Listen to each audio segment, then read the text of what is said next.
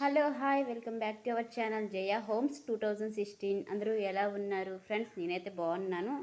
I hope మీరు కూడా బాగున్నారని అనుకుంటున్నాను. ఇదైతే నా మండే బ్లాగ్ అనమాట. ఏంటి ఇల్లంతా చెత్తగా ఉంది అనుకుంటున్నారా?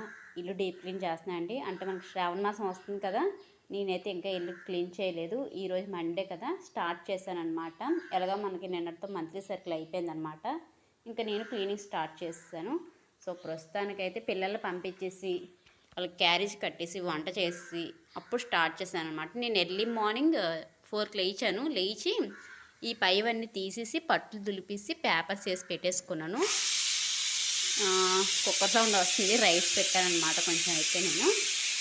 సో ఇవన్నీ తీసేసి ఖాళీ చేసి పెట్టుకున్నాను. పిల్లలు వెళ్ళిపోయాక దోమాసి అన్నీ దోమేసి క్లీన్ చేసి, కొంచెం వర్షం పడేటట్టు ఉంది, ఎండ ఎక్కువ కాయట్లేదు, అందుకని కొంచెం ఆరాక అవన్నీ తీసి నీట్గా ఒక క్లాత్ పెట్టి తుడిచేసి నీట్గా తడి లేకుండా ఇలా సర్దేసుకున్నాను. ఇదిగోండి, ఈసారి డిఫరెంట్గా పెట్టాను అనమాట. ఎప్పుడు అటువైపు ఉండి ప్లాస్టిక్ అండ్ పింగాలి కప్స్ ఆటి, ఈసారి ఇటువైపు షిఫ్ట్ చేసుకున్నాను. ఈ డబ్బా నేను రీసెంట్గా తీసుకున్నానండి ఆన్లైన్లో. ఏమైనా పిండి వంటలు వండినప్పుడు వేసుకోవడానికి బాగుంటుందని చెప్పేసి చాలా బాగున్నాయి క్వాలిటీ అయితే. సో ఇలా అయితే సెట్ చేసుకున్నాను. ఈ ర్యాక్ అయితే ఫుల్ అయిపోయింది. ఇంక ఇటువైపు ర్యాక్ ఫుల్ చేయాలి, ఇంకా ఉన్నాయి దోమాల్సినవి. ఈ పైన దోమాల్సినవి బయట పెట్టాను, క్లీన్ చేయాలి.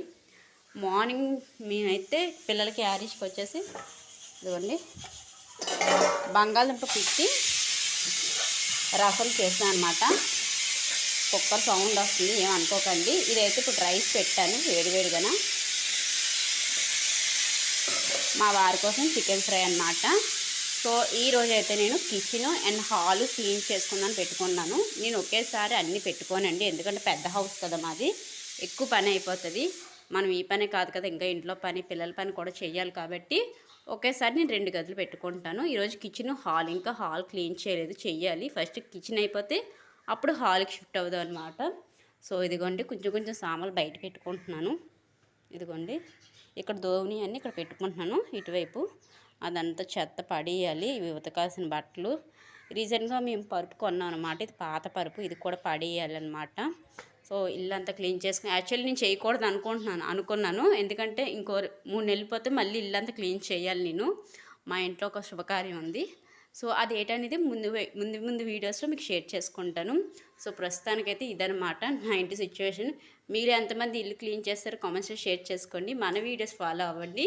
ఉంటాయండి. Thank you for watching.